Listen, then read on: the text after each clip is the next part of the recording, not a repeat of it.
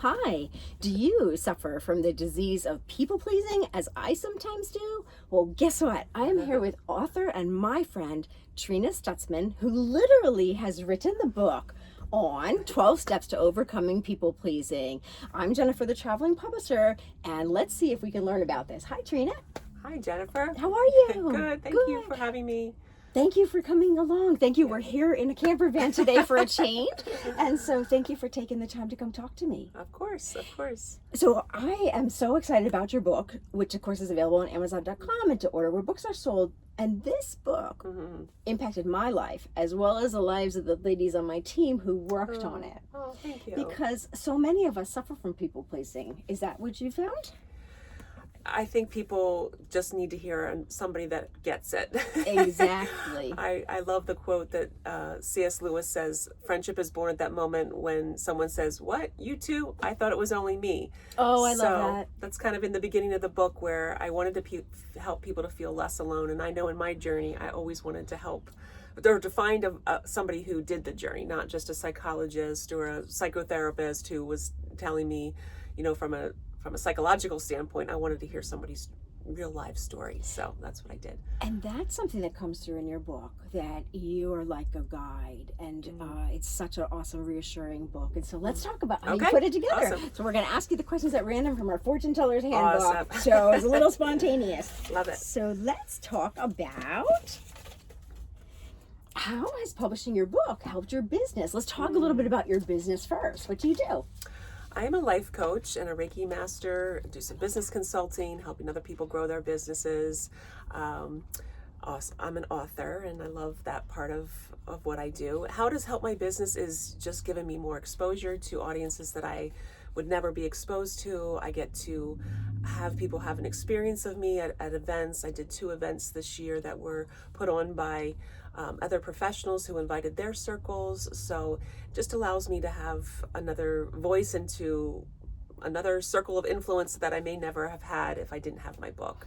So that has been really a lot of fun, and it has turned into job leads and people who want my services. And you know, often people don't know that there is a coach who's done the work. I think that's the difference between coaches and therapists. Maybe we share part of our journey in the coaching sessions. So I know the walk. I walk the talk. That's exactly right. I love that definition. That was the most smartest definition I've ever heard. And actually, friends, please stay till the end because Trina has one of the best publishing tips I have ever heard. So hang on for that. Let's see. How about, has publishing impacted your life in general at all?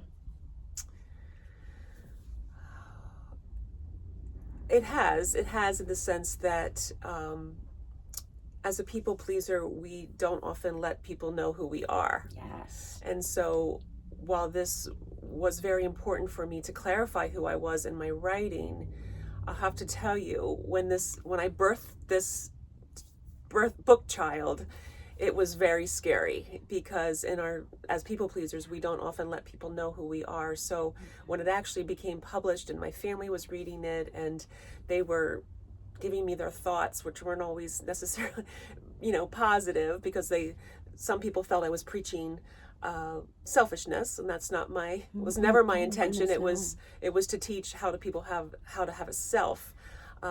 So it was exposing. It felt very vulnerable because as people pleasers. So I had to do kind of a Overcome People Pleaser Part 2 or 2.0. Maybe that'll be my next book.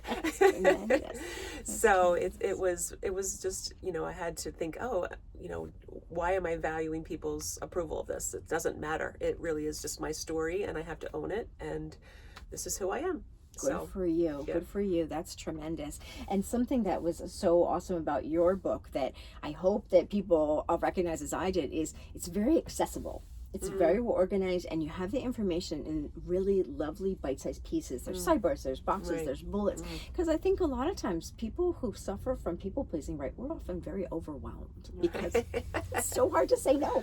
So we're so busy. And so the last time a person who has people-pleasing needs is a book that's, difficult and complicated. And you made it accessible and easy. So let's see. Oh, That's a good one. What are some surprising things about the publishing experience that you found? Well, even with my business, I'm a collaborator, so I found the publishing experience, especially with Jennifer and her team, to be extremely collaborative. And I needed that hands-on. I didn't need a publisher that was sitting behind a desk in a big city. I mean, you were so, you talk about accessible, you were accessible. And that was surprising because I guess in my mind, when I think about writing a book, it feels very solitary. She had the great idea to, when I, was thinking about the book, to make it bite-sized magazine style chunked, yeah. Which was wonderful because I have been writing this book. I was diagnosed with thyroid cancer in 2020. And so, for 24 years, I had been journaling and writing this book. So it was just, when it came to writing the book, I had it. I just had to find it. And the book process was, just slipping things into those spots and to find that. So it was really, that was surprising how the format created a very pleasant experience. And that was your idea. Thank you. Well, and there's something that's so remarkable about you that maybe other people have in common is you have been a lifelong journaler, right? And you had content. It was all either in your journals and certainly it was in your head. And so for you, it's just a matter of getting it out and onto the page, and it just came together so beautifully. And I think that's a really great tip that people might not think that you probably have a local publisher near you. And sometimes there are so many steps in publishing. It was so nice to get to meet you. We met halfway at a Panera and got across the table and just talked, as opposed to if you're working with a big publisher who's across the country or on the other side of the world, you're probably not going to get to do that. And it was so lovely to get to do that with you. So, all right. And let's see here. Let's do one more question here and then a top tip. So what were some of your goals, Trina, in publishing your book? Like I mentioned at the start, just to help people feel less alone. I wanted to empower people to use their voice, as was part of my journey. And then also to have a self, to recognize that you alone are valuable. It's not just what you do for other people that makes you valuable and worthy of being on this earth. It's who you are. And just to empower people to use your voice, to let people know who you are, and to encourage them. Another definition of a life coach is, I think of them as a minister of encouragement. That's awesome.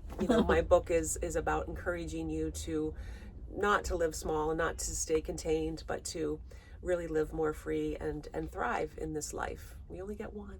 That's exactly right. And friends, you might have arrived here because of the topic of people pleasing, and Trina and I are going to do another interview about that topic as well. So let's do that top tip. So just before we started to hit record, Trina shared a genius tip about publishing. Yes.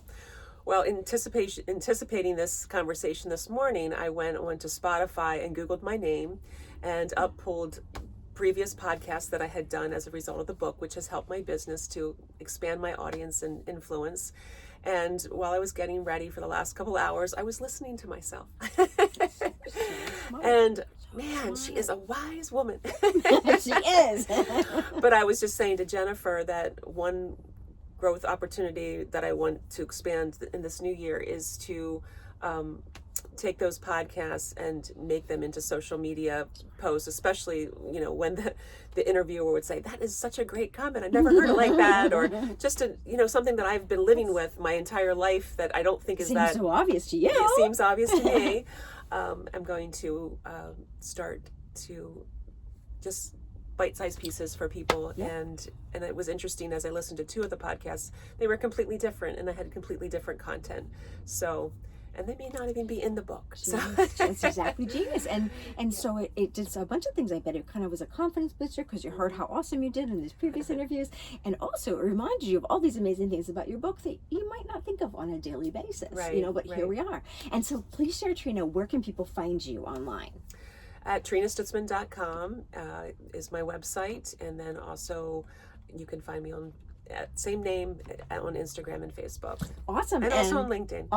And we'll put all those things in the description. And of course, a link to Trina's awesome book, 12 Steps to Overcome People Pleasing. And so thank you so much for joining me. And thank you so much, friends. Please like and subscribe for more and have a great day.